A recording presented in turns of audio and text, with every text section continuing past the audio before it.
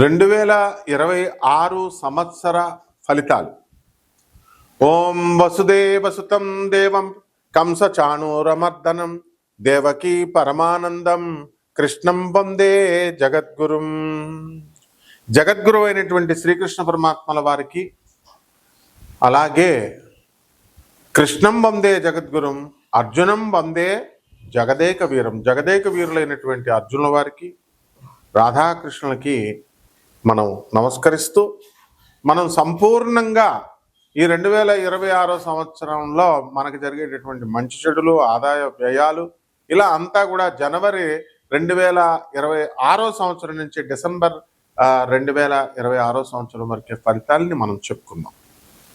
మొట్టమొదటిగా మనం గ్రహస్థితిని కనుక చూసినట్లయితే, గురుగ్రహము ఈ సంవత్సరం అంతా కూడా మనకి మే 14వ తేదీ వరకు మనకి మిథున కర్కాటక రాశుల సంచారం చేస్తూ ఉంటుంది.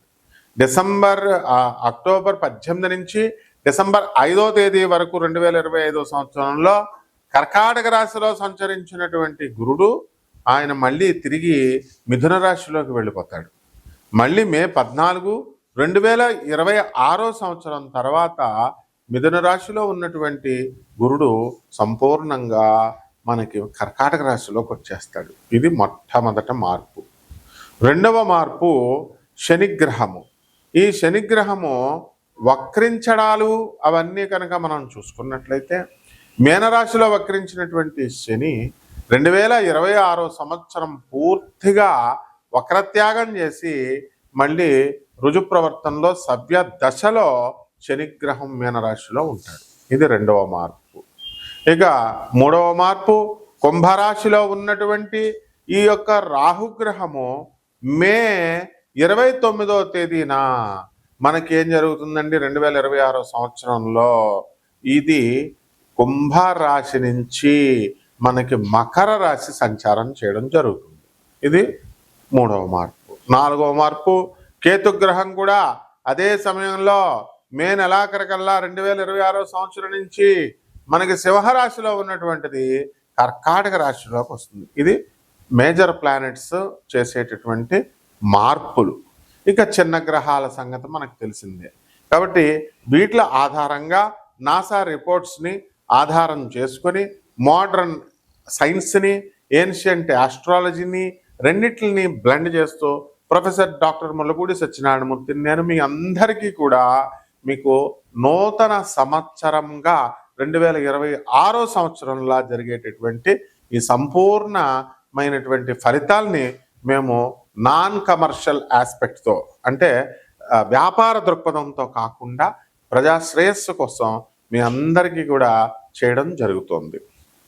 కాబట్టి మనందరం కూడా మనకి ఇప్పుడు భక్తి దేవాలయ గ్రూప్స్ ఇవన్నీ కూడా, మరి దాని ఎండి గారు అయినటువంటి మన సిఇఓ అయినటువంటి కీర్తనదేవరాయ గారు, అలాగే గాంధీ గారు, వీళ్ళందరూ కూడా మీ అందరికీ కూడా, ప్రజలందరికీ కూడా కమర్షియల్ వేతో కాకుండా నాన్ కమర్షియల్ వేతో అందరూ తెలుసుకోవాలనేటటువంటి సదుద్దేశంతో మేము చేసేటటువంటి ఈ ప్రయత్నంలో ఏమైనా లోపాలుంటే మమ్మల్ని సవరించమని, క్షమించమని, ప్రేమతో మమ్మల్ని ఆశీర్వదించమని, లైక్ చేయండి, సబ్స్క్రైబ్ చేయండి, షేర్ చేయండి. ఇప్పుడు ఈ 12 రాశుల వారికి, ద్వాదశ రాశుల వారికి కూడా ఏ విధంగా మనకి రాశి ఫలితాలు సంవత్సరం అంతా ఉంటాయో విడివిడిగా మనం చెప్దాం. ధనుస్సు రాశి. ఈ ధనుస్సు రాశి వారికి అందరికీ కూడా మనకి రాహు యొక్క బలము మీకు ఏమైందండి, ఇప్పటి వరకు కూడా మీకు కుంభరాశిలో ఉన్నాడు రాహువు. మే 14 వరకు మీరు అనుకున్న పనులన్నీ కూడా సాధించుకుంటారు 2026 సంవత్సరంలో. ఆ తర్వాత మే 14 తర్వాత మీకు నోటికి సంబంధించినటువంటి దుర్వ్యసనాలు వస్తాయి. ధనుస్సు రాశి వాళ్ళంతా కూడా తాగుడికి అలవాటు అయిపోవడానికి అవకాశాలు ఉన్నాయి. చాలామంది అందరూ అనుకోకండి. అలాగే కఠినంగా మాట్లాడటము, ఇలాంటివన్నీ కూడా వస్తాయన్నమాట. అయితే అర్ధాష్టమ శనిగ్రహ ప్రభావం వలన మీకు పనులన్నీ కూడా ఆలస్యంగా అవడము, ఇలాంటివన్నీ కూడా జరుగుతూ ఉంటాయి. మరి ఈ రాశి వారికి అందరికీ కూడా ఈ యొక్క ధనుస్సు రాశి వారు మరి గురుగ్రహము నెక్స్ట్ ఇయర్ కనుక మీరు చూసుకున్నట్లయితే అప్పులు బ్రహ్మాండంగా వస్తాయి 2026 సంవత్సరంలో. ఈ సంవత్సరంలో చాలా సంపాదించారు, చాలా దాచారు, చాలా డబ్బు అప్పులకు తీసుకొచ్చారు. ఎంతో ఏమండి మా ప్లాట్లు అమ్మడవట్లేదు, మా స్థలాలు అమ్మడవట్లేదు, మేము కట్టినటువంటి బిల్డింగ్లో అమ్ముడవట్లేదు అని బాధపడేటటువంటి వాళ్ళందరికీ కూడా ఈ సంవత్సరంలో అమ్ముడైంది. ఇంకా మీకు ఈ సంవత్సరం చాలా అప్పులు మే 14, 2026 సంవత్సరం తర్వాత మీకు అప్పులు ఎక్కువగా పడతాయి. కాబట్టి అనుకున్న పనులు అనుకున్నట్టు అన్నీ కూడా మీరు సాధిస్తారు. ఇక ఎవరైతే మీడియా రంగంలో ఉన్నటువంటి వాళ్ళంతా కూడా, సినిమా రంగంలో ఉన్నటువంటి వాళ్ళు, మీరు తీసినటువంటి సినిమాలన్నీ కూడా సూపర్ హిట్ అయిపోవడం, ఎక్కువ పారితోషికాలతో యాక్టర్లంతా కూడా ఉండడం ఉంటుంది. ఆరోగ్యపరంగా ధనుసు రాశి వాళ్ళంతా కూడా బ్రహ్మాండంగా ఉంటారు.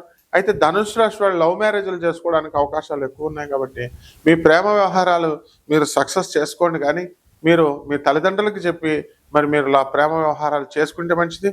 తల్లిదండ్రులకు చెప్పకుండా కనుక మీరు లవ్ మ్యారేజెస్ చేసుకుంటే దెబ్బ తినేటటువంటి అవకాశాలు మీకు ఉన్నాయి. కాబట్టి ఆధ్యాత్మికంగా ఎంతో వృద్ధి చెందుతారు. ఆశ్రమాలు మరి అలాగే పీఠాలు ఇవన్నీ పెట్టాలనేటటువంటి ఆలోచన ఉంటుంది. 4 రకాలుగా సంపాదన చేయాలనుకుంటారు. పూజా స్టోర్స్ ఇలాంటివన్నీ కూడా పెట్టడానికి అవకాశాలు ఉంటాయి. అలాగే కొత్త ఇళ్లల్లోకి మారడానికి అవకాశాలు ఉంటాయన్నమాట.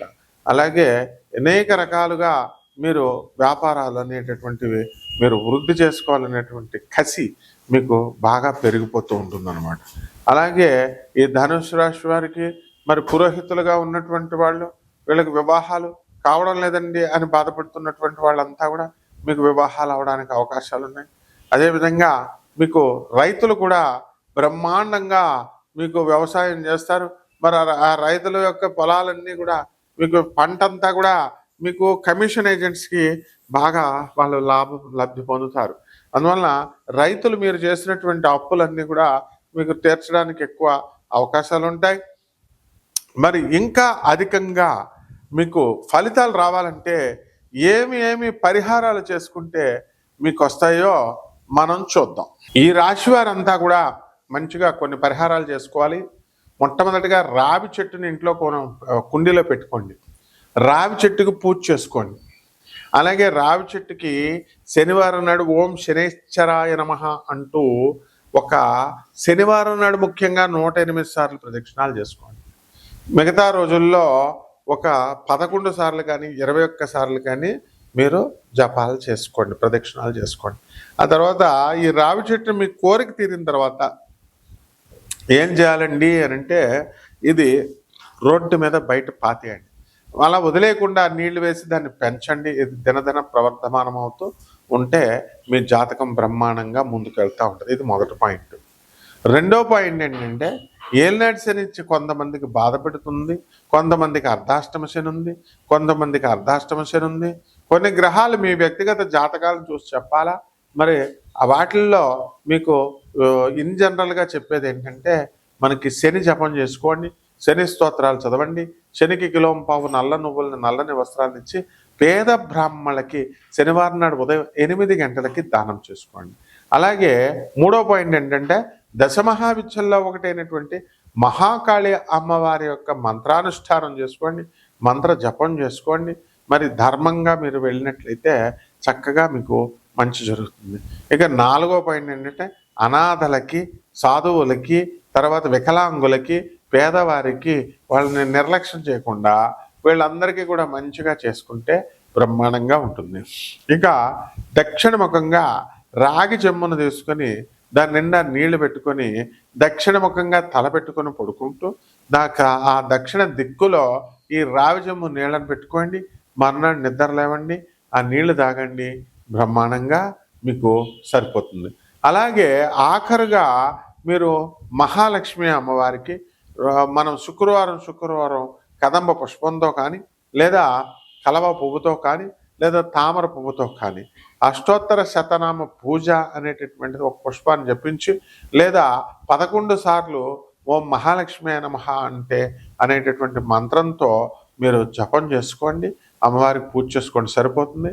మరి గుర్తుంచుకోండి, కేవలం పసుపు కుంకాలు వేసేసి మనం ధర్మకార్యాలు చేయకుండా పూజ చేసేస్తే సరిపోయింది అని అనుకోవద్దు. మనం పేదవాళ్ళ పట్ల ఎప్పుడూ కూడా కరుణ కలిగి ఉండాలి.